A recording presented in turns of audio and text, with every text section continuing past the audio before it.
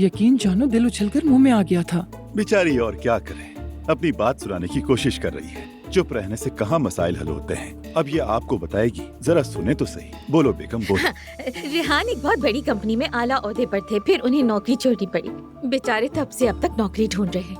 आप लोग दुआ कीजिएगा। कह दिया है मैंने।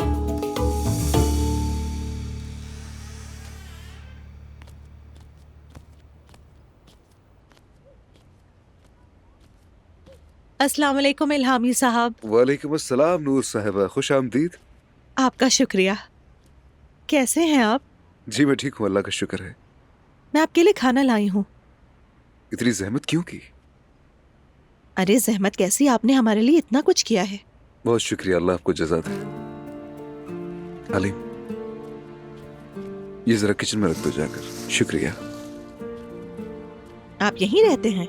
नहीं, दरअसल मेरा घर नीचे गली में ही है, आना जाना जरा आसान रहता है। जी जी, अल्लाह आपके कामकाज में बहुत बरकत दे। आमीन, हम सबको इंशाअल्लाह। आप बताएं कैसी हैं? यानी हम बातें तो करते रहते हैं मगर आपने कभी अपने बारे में नहीं बताया।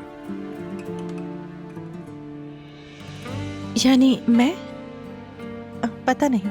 क्या मतलब? आपको नहीं मालूम आप कैसी हैं? ठीक हूँ। समझ गया, आपको खुद नहीं मालूम।